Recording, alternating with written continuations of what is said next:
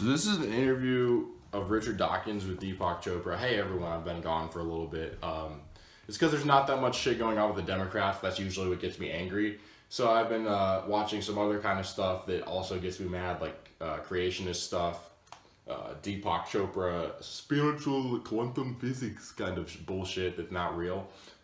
Basically, I like watching someone who's so demonstrably wrong that they have to be an apologist. So what is an apologist? An apologist is someone who holds a claim that they feel they have to defend against all reason. So they need to look for any disparate evidence that might seem like, oh, I'm right. Not 100, literally 100% of scientists agree with you. There's at least like one scientist who thinks Noah's Ark happened. And also, like, all the land plants wouldn't have been dead because of the blah, blah, blah, blah, blah, blah.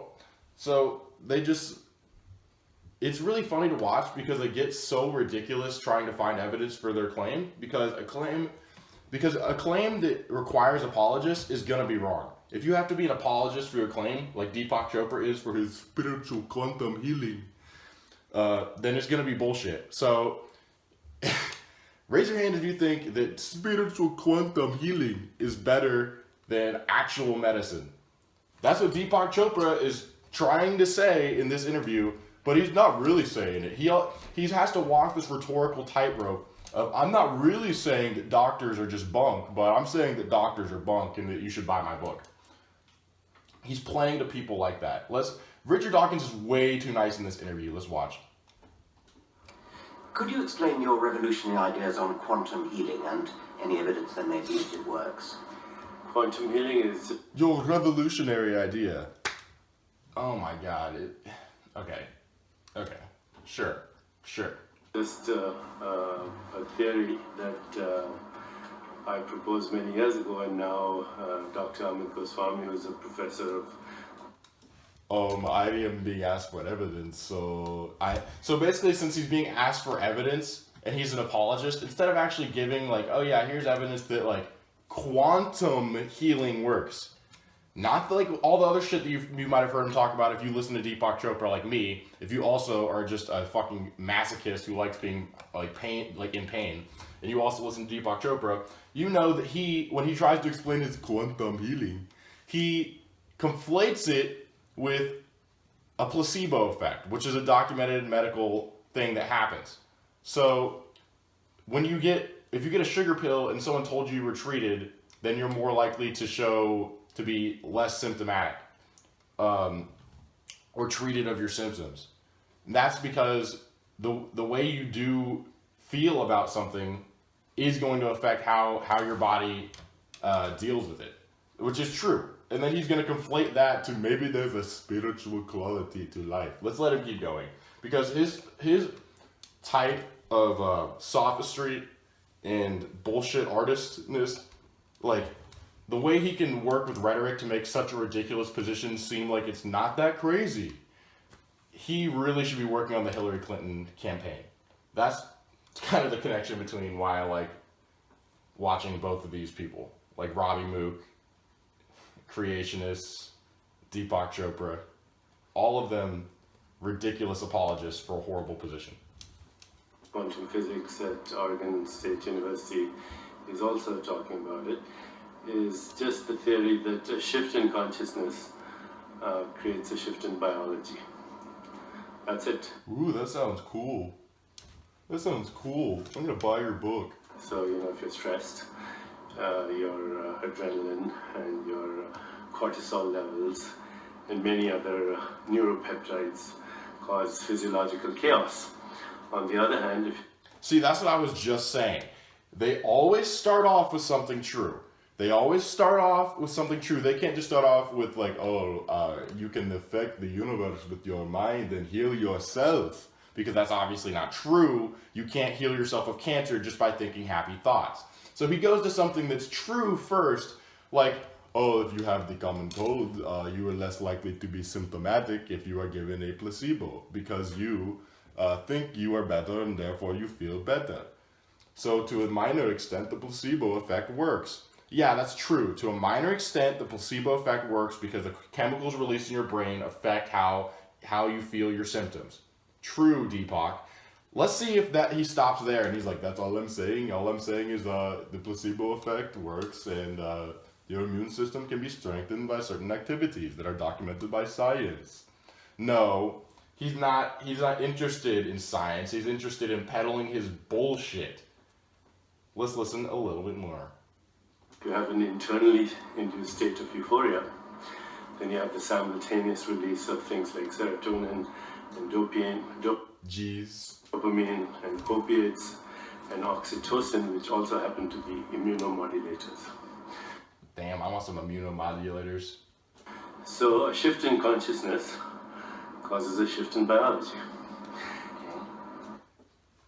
Okay, so he says all that true stuff, that your immune system can be strengthened by certain activities and chemicals in your brain are somewhat controlled by you.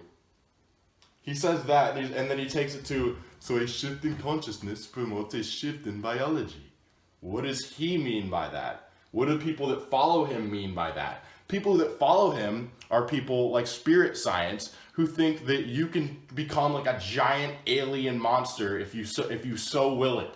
That people came here and the statues in Egypt of that cat person thing is literally a sculpture of like what at the height the aliens were. They believe, so he goes from, oh, your immune system can be affected by your mood and stuff like that. True. And then he goes to, you can be a giant Egyptian cat if you so will it. You can just become 19 feet tall and then just start having superpowers and heal yourself. You can grow back a limb. No, Deepak. That's where you jump the shark. I just love watching how he has to defend such a stupid position. Let's let him talk a little bit more. Especially in the immune system or No, an overall homeostasis. Yeah. Homeostasis allows for Another scientific word that is actually real, but I'm going to use it incorrectly. Homeostasis, the idea that you can maintain your body temperature. Not always true because you can get a fever from a disease. So I don't even know what the fuck he's getting at. What the fuck are you getting at? Like, if you're happier, you're gonna be more healthy? Yes. We've already covered this. That's your one true thing. Now say your spiritual bullshit. spontaneous healing mechanisms to work. Right. But where did the quantum theory come into that? Oh, it's just Exactly. That's what I'm saying, Dawkins. That's Dawkins' way of saying, yes, that's all true stuff, but get to your spiritual bullshit. That's not true. Where does the quantum come into that? metaphor, just like an electron or a photon is. Just like religion. This is also why I've been watching creationists and why he fits into that category. He would think he doesn't, but he fucking is the exact same thing. As soon as something's clearly fucking wrong, he's like, oh, it's just a metaphor. It's just a metaphor, you know? Like, when like some people who are more reasonable about something like Genesis would say, oh, it's just a metaphor to try to hold to their belief that God exists.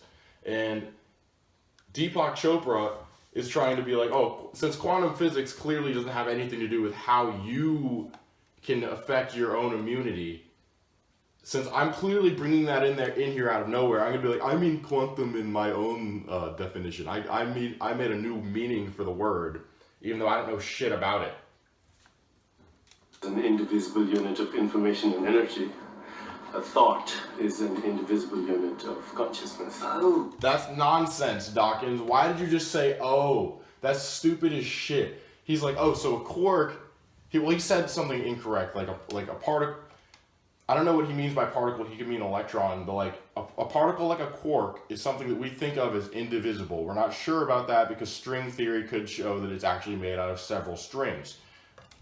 This is an area of science that we're not sure about. What the fuck?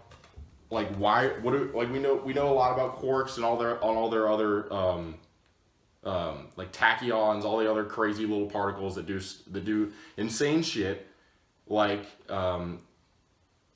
photons, which don't travel through time, that are time insensitive, atemporal. That's insane. So particles can do some funky shit because they are not basically in the same universe as us. They aren't subject to the same laws of physics. And since we have this uncertainty that's actually pretty cool if you realize like, okay, we don't know and we're trying to figure it out, Instead of being like, we don't know and we're trying to figure it out, Deepak Chopra is going to use that to sell books and be like, you can actually heal yourself with your mind and then grow back your limbs. You can become a giant sphinx. I am Deepak Chopra. So it's a metaphor for a unit. It's nothing to do with quantum theory as in physics. No, I think quantum theory has a lot of things to say about observer effect. It's a metaphor that's stupid. That doesn't have anything to do with actual quantum physics. That's just a nice way of putting, oh, so you're just full of shit and you shouldn't even be using the word quantum. You should honestly just be like dead. Like, fuck this dude. I'm probably gonna get DMCA'd if he even like sees or cares about this video, because that's what this guy does.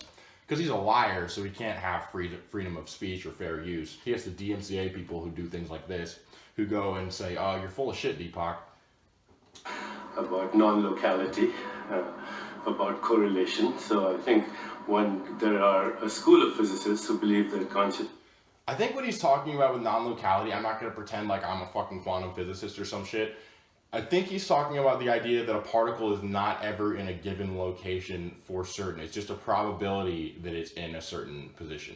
Like, you don't have, like, the particle moves around like a normal, like, speck of dust. The particle will teleport in and out of existence, and it's not in a specific place. It's not in a specific locality. I think that's what he's talking about. If I'm wrong, please berate me in the comments. Consciousness has to be equated, or at least brought into the equation in understanding quantum mechanics. Did you hear him there? So when he's talking about something irrelevant to quantum physics, instead of saying, "Oh, I'm talking about something irrelevant to quantum physics completely," your consciousness, how your neurons connect and fire with each other has nothing to do with quantum physics. But he's like, I think, to make it sound scientific, he's like, I think we have to bring the consciousness into the equation. Consciousness equation. Those are two sciencey-ish words. So will you buy my book now? And people are like, yes, I'll buy it. I'm a fucking idiot. I think quantum healing's a thing. I think 9/11 didn't happen. I think Sandy Hook didn't happen. Ugh. Yes. Now I'm going to get Sandy Hook comments on my fucking shit. Hopefully. That's all I could have really hoped for, is I get Sandy Hook denier comments. That's all I've ever lived for as a YouTuber, is like, I want some Sandy Hook deniers on my show. But when you use it, you're using it as a metaphor, which I fully understand. I mean, the quantum as a metaphor. God, Dawkins, stop acting like he's credible. He's just trying to blur the lines of spirituality and science and conflate them to try to sell books. And you're giving him like oh, you're respectable, Deepak. You're not a fucking liar at all. Like, I understand what you mean. No, he's just a liar. He's using sophistry, and it's even working on Dawkins, who's infinitely smarter than me. Right, so it's a metaphor. It's actually confusion, isn't it, to bring in quantum theory other than as a metaphor. But it sounds they are both doing it as a metaphor and a little tinge of something like what physicists are talking about as well. Why? See, Dawkins is saying in the nice way what I've been saying. He starts off with something true, and then when you point out like, the way you're using the word quantum isn't accurate. There's no connection between quantum physics and your immune system. So he says something true about the immune system. And then he'll talk about non-locality, which is a real thing in quantum physics. And then he'll misunderstand both of them and conflate them into something that's totally inaccurate and bullshit. So this is him being full of shit, just as full of shit as a creationist, but he's good at sophistry enough to get Dawkins to say, oh, I get it, mate. That makes sense. You're just using it as a metaphor, but it doesn't have anything to do with quantum physics. And then Dawkins points out that it seems like you're using it as a metaphor, basically whenever he gets called out, but then a tinge of actual quantum physics whenever he can get away with it. Like, oh, non-locality has to do with a thought. So since you can't divide a quark, you also cannot divide a thought. That's not a sentence, Deepak. You can't divide a thought, so it has to do with the fact that you cannot divide some particles at this point, even though if string theory is true, that would be incorrect. You can't divide a thought. You can't divide a quark. Have nothing to do with each other. Bullshit. That's all that is. Dawkins didn't say, oh, that's bullshit. That's all that is. He's trying to be like, I think you're being a little bit dishonest, mate. A little bit dishonest. Trying to say that it's just a metaphor and then talking about actual things in quantum physics. So if it's just a metaphor, why did you bring up non-locality? Why did you bring up indivisible particles that we don't know if are divisible? Ugh. And so I bet some quantum physicist is going to come in the comments and be like, wrong! Even if string theory is true, then quarks would still be indivisible because blah, blah, blah science. Shut up, faggot. Go learn some more books. Do some more book reading, you faggot. I think there's controversy. There are a school of physicists who believe that quantum leaps, for example, are examples of discontinuity. And creativity in consciousness is also an example of discontinuity. Once again, something true that particles can jump around and they don't act like normal things on our scale of being. Quantum physics is a different type of physics than we are subject to. And then it's just so hard to understand. That quantum leaps, for example, are examples of discontinuity. So he basically, he goes from quantum leaps of particles, the way that particles behave, we've observed this. Creativity in consciousness is also an example of discontinuity. So creativity in consciousness somehow has something to do with a quark. How, Deepak? Oh, he doesn't even think that. I forgot. He's just bullshitting. Literally, this is the face of a bullshitter. He's like, what bullshit am I going to say next? Ha ha ha ha, buy my book. And that healing may be a biological phenomenon that relies on biological creativity. Whoa, bullshit alert. So this is the part that's dangerous, where he gets to, you should not go to the doctor, like, fuck the doctor, you should just heal yourself with your mind, because quantum physics. So, no connection to quantum physics, and then he's going to tell people, because of my bullshit mumbo jumbo, you should not go to the doctor. At very fundamental levels, it may be a discontinuous phenomenon. It's something unpredictable that happens in the proliferation of uncertainty. So it sounds like a sort of... He was trying to be intentionally confusing right there. He's like, let me use as many big words as possible. Let me talk about the discontinuity of the consciousness in the quantum physics. I am also a scientist, Deepak Chopra. It's like, no, you're not, dude. No, you're not. You're just a bullshit artist. You're a good bullshit artist. Like, you're freaking Picasso when it comes to bullshit art. Your artful rhetoric to try to make yourself seem like you're not full of shit is on par with creationists such as Bob Enyart. But that doesn't make you any less ridiculous than people who claim that carbon dating is bullshit and that the Earth is 6,000 years old. You're basically not saying that quantum physics is bullshit, but like introducing your own bullshit version of quantum physics, saying that is quantum physics, and then connecting it to consciousness. And then, it's just disgusting how anti-scientific and anti-society this guy is, trying to push us back with all the medical progress we've actually made. And people are already prone to being afraid of the doctor, Deepak, and I think you know that, and I think you're preying off that fear to try to get people to be like, no, I don't, because you don't care if someone dies because they get your book and they think that they shouldn't go to the doctor. You don't give a fuck about that. All you care about is the fact that they already paid for the book, so I got the money. Fuck you, Deepak. You're literally, like, kind of evil. Like, this is fucked up, seriously. Let's... Poetic use of the word discontinuity was taking two very different kinds of discontinuity and muddling them up. Two very different kinds of discontinuity and muddling them up. And then this is his face like, yeah, you got me. You got me. I fucking know. Like, he's like, yeah, you got me, Dawkins. I am just bullshitting. But he knows he's good at it. So he's gonna come back with something like, you know, even though they are two different types of discontinuity, and that I'm conflating consciousness with quantum physics again, I'm gonna just try to wiggle out of this one. I doubt he's gonna address what Dawkins just said. Maybe that's your interpretation, but He goes to the creationist argument once again. Maybe that's your interpretation. If you're totally caught and you're wrong, you can say it's a metaphor, you can say it's interpretation. but you can't just admit you're wrong, because once again, if you're an apologist, that means that you can't admit you're wrong, and you have to just find any disparate sort of bullshit that can make it seem like you're right. Because I can't admit that I'm wrong, because then I have to stop selling my stupid lectures and books. I've spoken to some really good physicists. And then he goes to another fallacy that the creationists always do, which is appeal to authority, where they're like, there's this one guy who's retarded who's actually a physicist.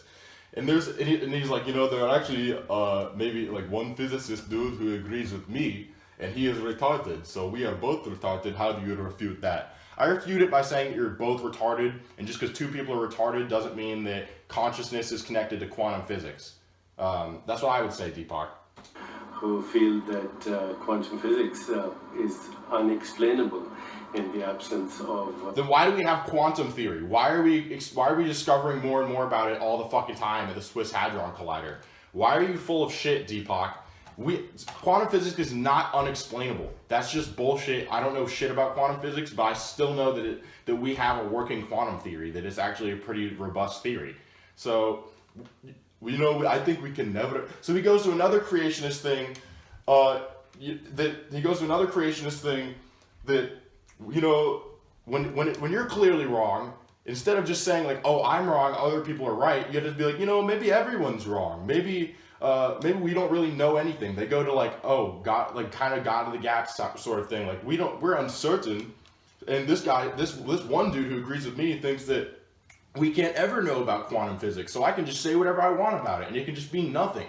I'll just use it in whatever way I want, because we can never know anything about quantum physics, but we do, and we're learning more constantly. So, fuck. Consciousness in the absence of, you can't explain things like observer effect and the discontinuity, in fact, maybe... You can explain the observer effect. Anyone who knows anything about quantum physics knows how the fuck the observer effect works. You learned that in fucking high school chemistry. You asshole. You fucking douchebag. See, most people probably wouldn't watch this and get this mad because they're not paying attention to everything he says. I can't help but when I'm watching people to pay attention to everything they fucking say. So he's talking about the observer effect. All that is you cannot measure a particle without touching it with other particles. So basically, to measure a particle, you have to shoot particles at it to understand how it works. So that's kind of what the Hadron Collider... Don't take this as like, I'm right, because I'm not a physicist, but the Swiss Hadron Collider, I know, does high-speed particle collisions. And when you do something like that, it's not... The act of observing these particle collisions causes the particles to change from what they originally were. So... The particle before you observed it is impossible to be in the exact same position as the particle before you observed it. It cannot be in the same position as after you observed it, because you have to touch it with other particles to observe it. It's nothing spooky that, when you look at something, when you look at it with your eyes, I'm not sure that it has the same effect. But any sort of particles bouncing off the particles, they're going to fly around because they're very small and they're not subject to the same laws of physics. So the observer effect, they try to take something that's true and then make it something it's not, to mean we all have superpowers and that we control the universe. Deepak, maybe you can sell books to some fucking people that are really stoned by doing that. But a lot of people that are really stoned, like my audience, are too smart for your bullshit, man. Too smart. Consciousness itself. You've often said that there's more to the world than science can reveal. Would you like to elaborate? I think he gets to saying you shouldn't go to the doctor in this interview. I'm just going to let a lot play and try to withhold myself from getting mad, because I think I've been going on for way too long. I want him to talk about how you shouldn't go to the doctor, because that's fucking crazy bad shit. Yeah, I think science is based on a purely objective examination of the world, and I think reality is both subjective and objective. Reality is the observer, the process of observation. True. And that which we observe. True. And in science, we have bullshit. a particular method of observing which excludes our subjectivity. And so I think science ends up being not an examination of nature itself, but an examination of the questions we ask of nature and nature's response to those questions.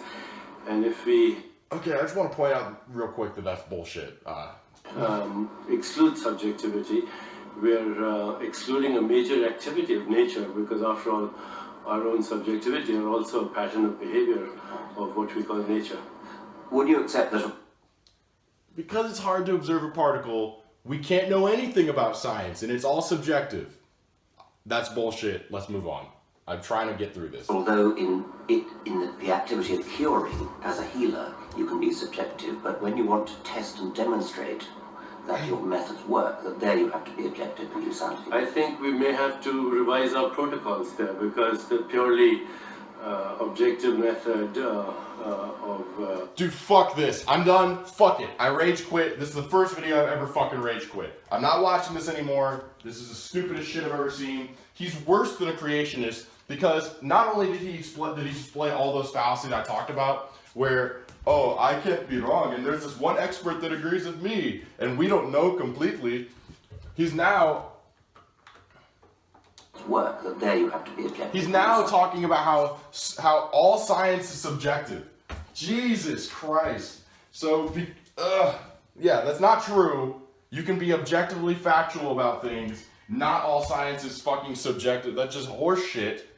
And anyone who believes this guy, many of my friends are these kind of people. Like, I don't have any, like, Christian creationist kind of right-wing-ish friends, but I have friends that are, like, conspiracy theorists, which I am to a certain extent, and I have friends that believe in this kind of woo, ghosts, and like bullshit like that. That's obviously not real. I don't know if I've ever explained this to you, audience, but basically, the only things we actually know about are things that you would think are real, like the natural world. We know about particles. We know what generally makes up the universe, but at certain areas where we're kind of uncertain, like, are quarks divisible?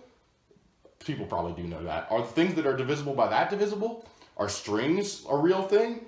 These are things we don't know. So Deepak Chopra comes in and he's like, I can sell a book. Don't buy it. Don't fucking listen to him. He's just a bullshit artist. He doesn't, anything you get from his, if you buy his book, you may as well just take 2 pieces of paper, take a shit, and then just smear it down into like cake together 2 pieces of paper. That's more valuable and contains more valuable information than Deepak Chopra's book. Because at least that 2 pieces of paper with a piece of shit smeared in between it doesn't tell you that you shouldn't go to the doctor and doesn't misrepresent science. Jesus Christ. I just felt like making a video, letting you guys know how I'm doing. I haven't been watching, not as much politics shit has been going on, and that's why I haven't been making many videos, plus the New Year's and the holidays and stuff like that. So I've been really watching a lot of creationist stuff because I have to get mad about something. And this Deepak Chopra shit, I thought I should watch and then talk about it. So if you liked it, like the video, subscribe, share the video, do all that shit.